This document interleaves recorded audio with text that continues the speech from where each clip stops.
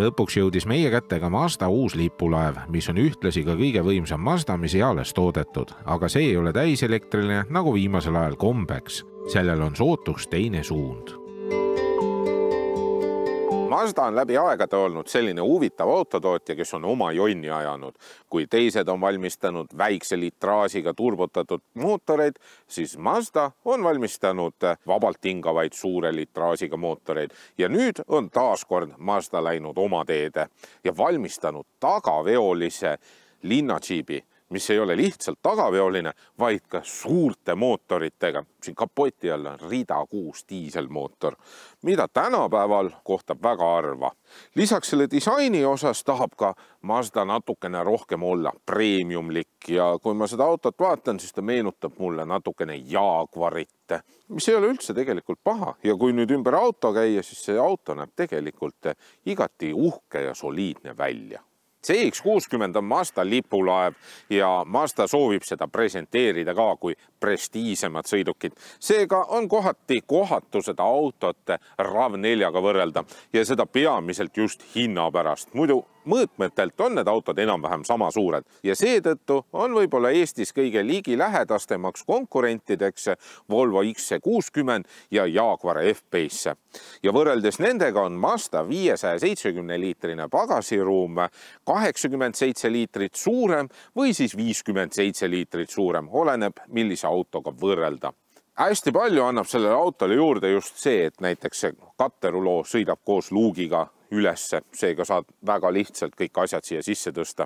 Teine hea mugav asi on see, et sa saad siit seest kangidest kõik seljatoed individuaalselt alla tõmmata, ehk siis 40-20-40 suhtes. Ja kui on tegemist sisepõlemismootoriga mudeliga, siis on siin katte all ka tagavararatas. Pistikhübriidil tagavararatast ei ole, aga pistikhübriidil on siin pagasiruumis 1500-vattine 220 voldi pistikupesa. Ja miinuspooleks võib pidada seda, et kui sa oled pikem inimene, siis sa võid oma pea siia luugi vastu ära lüüa.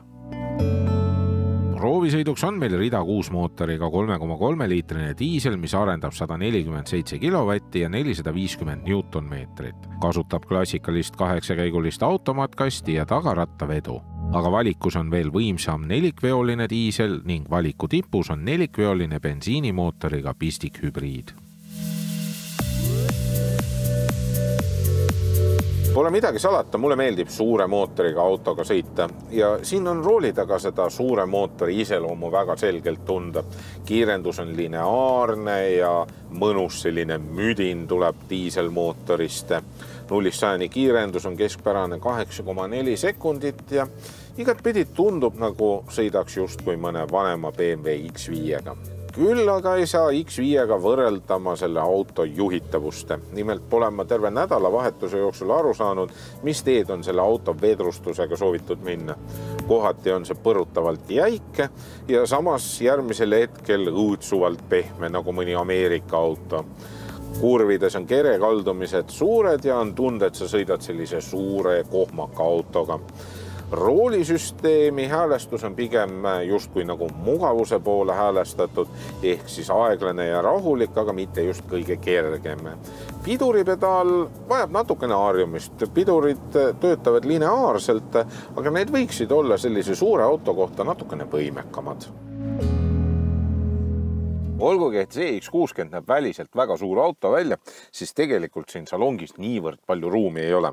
Ja jalaruumi siin tagaistmel võiks öelda, et on enam-vähem sama palju kui Jaguar F-Pace'is, Volvo XC60 ja Alfa Romeo Stelviose.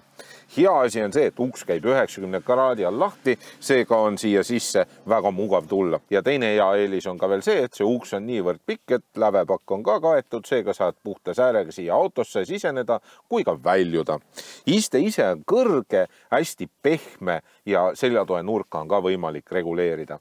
Käetugi on olemas topsihoidjatega, aga topsihoidjad on jällegi sedasi paigutatud, et kui näiteks pudelid on siin topsihoidjates, siis ei ole seda käetuge kõige mugavam kasutada. Istmesoojendused on tagaistmel olemas ja on ka USB-pesad olemas. Ja materjalid tegelikult on Jaapani auto kohta üsna head. Need on enamasti pehmed. Ja üks asi veel, siin on 150-vattine 220 voldi pistikupesa. CX-60 materjalide valik on tegelikult üsnagi hea. Jaapani auto kohta lausa väga hea. Et need materjalid on peamiselt pehmed, need näevad visuaalselt head välja ja kogu see armatuurlaud kui selline on üsna elegantne. Füüsilised nupud, hästi lihtne kasutada, kliimapaneel füüsiliste nuppudega, hästi selge, hästi mugav kasutada. Multimeediakeskus ja näidikute paneel on nüüd digitaalne, suured ilusad ekraanid, selge pildiga ja multimeediat saab kasutada või juhtida tegelikult nii ekraani pealt kui ka siin keskel olevalt puldilt, mis on tegelikult hästi mugav. Kogu see menüü on hästi lihtsalt ja mugavalt üles ehitatud, Bose helisüsteem on mahlane ja võimekas, seega on lemmikmuusikat väga mõnus siin kuulata ja juhtmevaba Apple CarPlay on ka siin olemas koos juhtmevaba laadijaga, topsihoidjad, praktilised laekad ja üldse, kui sa siin autos istud, tekib kohati selline tunne, nagu istuks mõnes Ameerika autos, kuna laiupidi on siin ruumi küllaga. Küllaga need istmed on üsna väiksed ja lamedad, kõvad ka veel tagatipuks. Istme põhi on lühikene ja pikemad inimesed tahaksid pikemat istme põhja saada ja tahaks tegelikult ka külgtuge natukene rohkem saada. Aga samas mugava sõidu asendi leiab siit lihtsalt. Mazda jaoks on täiesti uus asi see, et siin on üks kaamera, mis tuvastab sind automaatselt. Selleks sa pead siin valmis tegema oma profiili, panema paika kõik istmed, rooli, kliima, muusika, kõik sellised asjad paned paika. Ja järgmine kord, kui sa siia autosse istud, siis auto juba iseenesest paneb kõik asjad täpselt niimoodi, nagu sulle meeldib. Ja kui üldse siin midagi kritiseerida, siis on selle auto uste sulgemise hääl. Kui seespoolt kinni tõmmata, siis on kõik hästi, aga väljapoolt on selliste plekiplänni kuulda ja eriti just tagumiste uste sulgemisel. CX-60 on Jaapani auto kohta üllatavalt vaikne auto. Rehvimüra ja tuulemüra on salongi suhteliselt vähe kosta. Jah, karedamal teekattel rehvimüra kostub salongi, aga see ei ole väsitav. Ka kõiksugused elektroonilised abilised töötavad üllatavalt hästi, aga kohati mõni muutub tüütuks. Menüüst ei saa kõiki hääletuks reguleerida.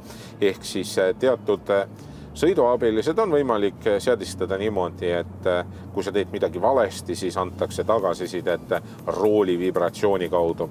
Aga mõningate puhul on kuulda häälsignaali ja seda on natukene liiga paljult siia salongi kosta. Väljavaade on sellest autost suurepärane. Peeglid on suured, A-piilarid peenikesed, keskpeeglist näeb ka hästi välja. Keskmiseks kütuse kuluks lubab tootja 5 liitrit 100 ja mina sain oma tavapärasel ringil 5,6 liitrit 100. Baasinnaks märgitakse 50 000 eurot ja selline proovisõiduauto maksab umbes 55 000 eurot. Ja kui ma nüüd võrdlen seda autot näiteks Volvo XC60-ga, siis hinnavahe on umbes 2000 eurot Mazda kasuks ja võrreldes Jaguariga on Mazda umbes 10 000 eurot soodsam. Üle pika aja on tegemist eheda autoga. CX-60 on ilusa välimusega luksuslik pereauto.